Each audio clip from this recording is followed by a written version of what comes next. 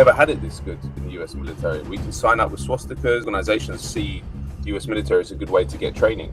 They started giving out moral waivers. All those American soldiers raped this 14-year-old girl and then killed her and burned down the house. We're waiting for something to happen. It's really, really worrying what these people are up to. Right? They want to institute a white supremacist regime.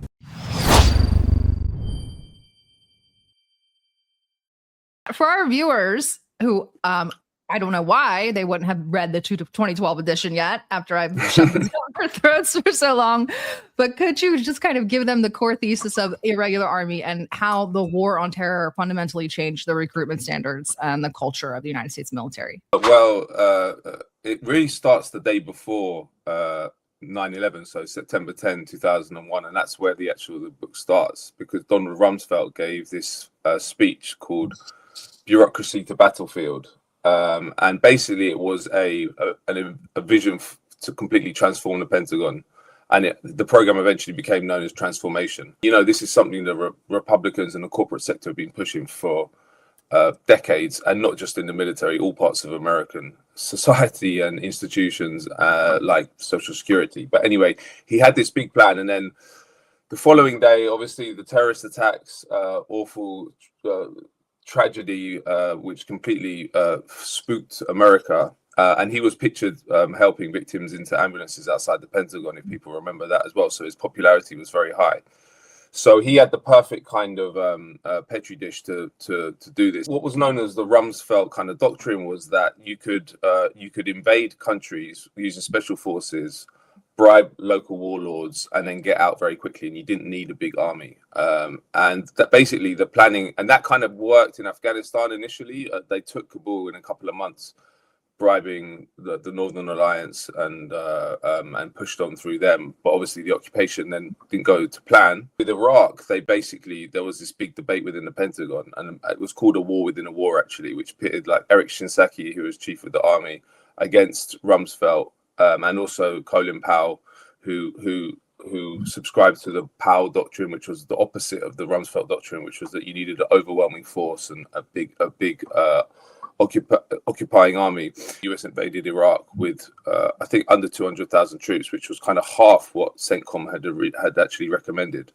And obviously the occupation didn't go to plan, and then, to put it lightly, the Pentagon was in no way prepared. Now, part of that was patched up by the use of private military and security companies. You know, like there was at the time big issue. You know, but Jeremy Scahill wrote that book Blackwater, which became a bestseller, and everyone was talking about the privatization of the war effort.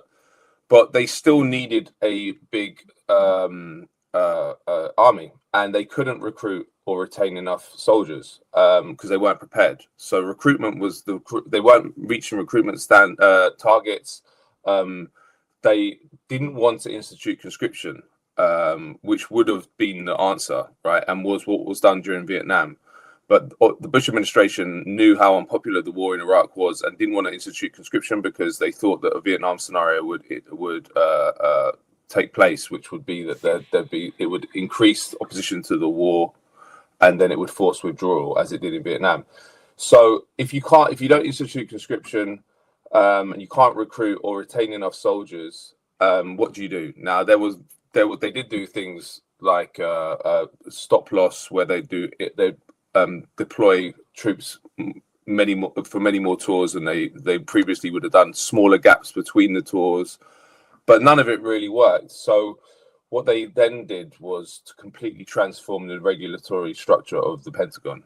And I think from the research I did for the book, I think it's one of the most profound, maybe the most profound transformation of the US military. Everything was thrown out the window. So some of it was public, like they publicly raised the enlistment age from 35 to 42. They changed rules on body weight publicly to try and incentivize overweight people to join up. But what the book focuses on, or the main part of the book focuses on, is what they did secretly, or they wanted to keep quiet, which was the completely jettisoning the regulations on neo-Nazis, white supremacists, gang members, criminals. I mean, it's interesting because in America, you can kind of call up neo-Nazi groups, which you can't do in the UK. So when I was initially researching this, the story was interesting in that I didn't see some evidence and was like, I want to do this story. I actually was just like thinking this must be the case. So why don't I check it out? When I knew that they were getting rid of all these regulations publicly, I was like, well, I bet they're doing the same thing privately. So I rang up the neo-Nazi groups in the States and was like, look, I'm a journalist. I just wondered, can you just talk to me a bit about what's going on in Iraq and your members? Are they serving? All of them straight away were like, yeah, we've never had it this good in the US military. We can sign up with swastikas. We've got members out there who are telling us they're serving openly with their ideological predilections public. So it went from there really, and then I went down to Tampa and interviewed a neo-Nazi veteran who was in the Hamas, who I don't know if he's still in, but was in the Hamaskins, which is like the most violent skinhead group in the US, and he served out in Iraq in 2004 and 5 and spent a couple of days with him. Actually went to the zoo with his kids, which was quite bizarre, but I remember that part in the book.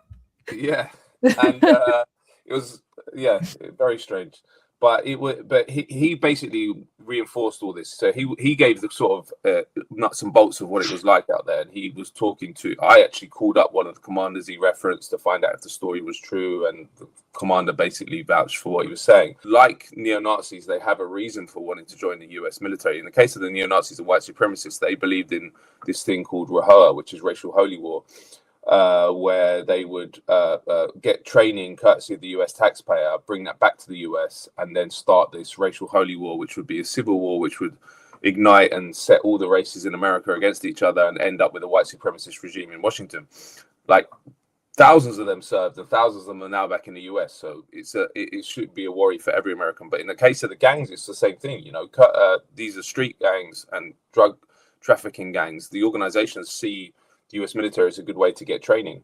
And interestingly, it became very interlinked with the drug war in Mexico as well, because some of these bases like Fort Bliss are on the border, and the gangs see soldiers as very good kind of personnel to be involved, because you have a certain degree of safety on a US military base. That law enforcement isn't as stringent on a base, so you saw that huge amounts of the US military, or parts of it, these soldiers that were members of gangs were facilitating the drug trafficking as well.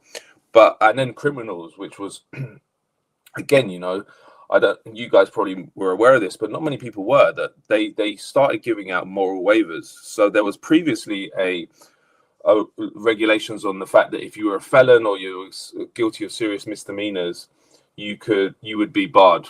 And then they just threw that out completely and started giving out moral waivers at a huge level.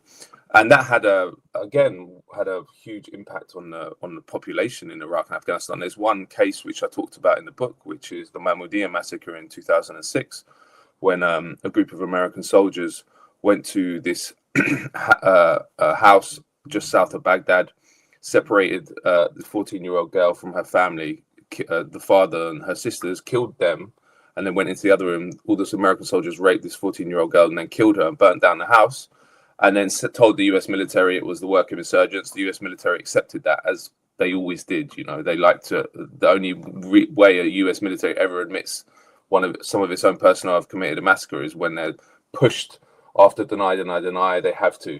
Anyway, in this case, a soldier had a crisis of conscience from within the unit and said what happened. But the leader of that, Stephen D. Green, got into the US military on a moral waiver. So you see, I mean, and in the book I do this, I try and link some of the atrocities that we know about in Iraq and Afghanistan, which is a small fraction of what actually happened, but you can try and link them to what happens to the regulations, because those regulations are in place for a reason, you know, partly to protect the American population, but also to protect the people at the other end of the guns, because you don't need too much of an imagination to know what people who see brown people, Muslims, Jews as subhuman, and you're handing them a M16 or an M4 and putting them out in a country full of them in a war which actually was racist in the sense. And when I say that, I'm quoting some of the soldiers that I interviewed, because I interviewed some American soldiers who would talk about how the culture was so racist of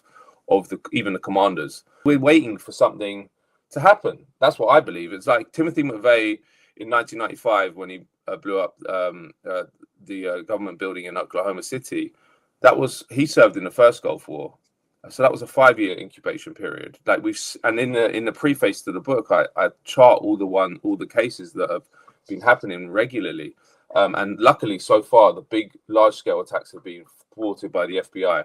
But all it takes is one of them to get through, and you're talking about mass casualty of events. And it's a story which I don't understand why it isn't more of a issue in America, because like it is really, really worrying what these people are up to, and they have no loyalty to the Constitution or to they don't see America as legitimate, this government, and they want to overthrow it, and they want to institute a white supremacist regime. There's a lot of people like that, and they're called lone wolves. You know, the other thing is, like, outside of the lone wolves who are kind of operate below the radar, and people don't often know their names, but they've often served in the US military. So it's a really toxic mix that we're going to see play out in the future.